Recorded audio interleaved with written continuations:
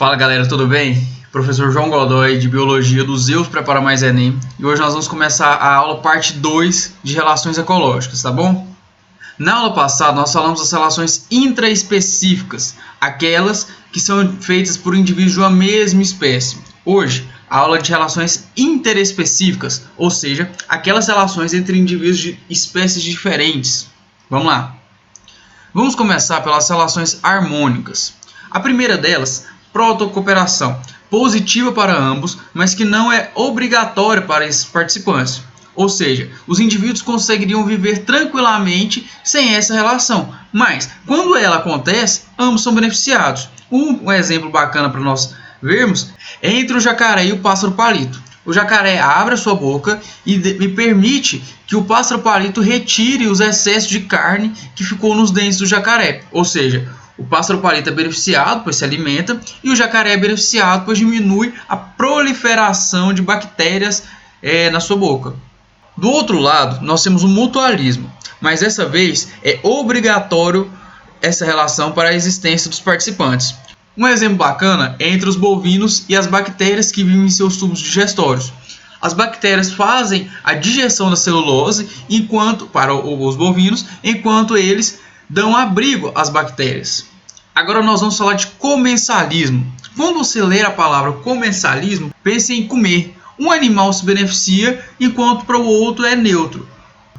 O animal que é beneficiado vive próximo do outro e pega seus restos de comida. Por exemplo, entre o peixe rêmora e o tubarão. O peixe vive embaixo do tubarão e se beneficia dos restos de comida do tubarão, que cai na boca e o peixe vai lá e come. Do outro lado, nós temos o inquilinismo, onde espécies menores se aproveitam de condições que espécies maiores podem dar a elas.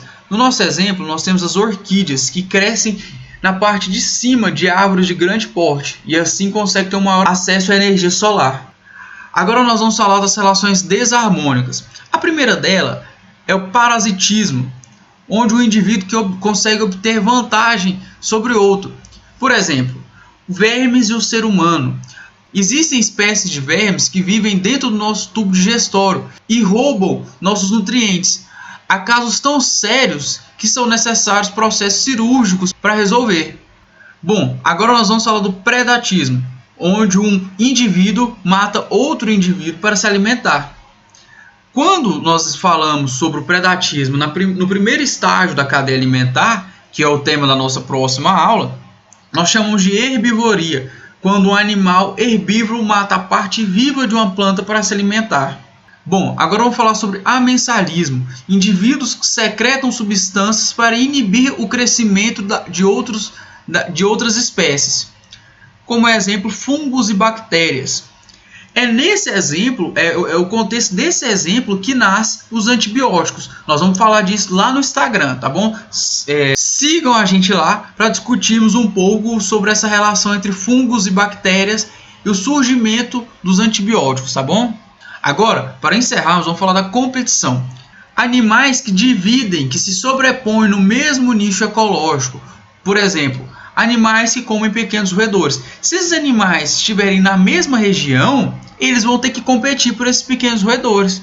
Qual que é o problema? Competição é negativa para ambos. Ou seja, por mais que você consiga se alimentar, teve-se um gasto calórico, um gasto energético altíssimo. Bom, espero que vocês tenham gostado de mais essa aula e acompanhem o nosso canal para receber mais aulas. Forte abraço, bons estudos. Qualquer coisa, entre em contato conosco. Tchau, tchau.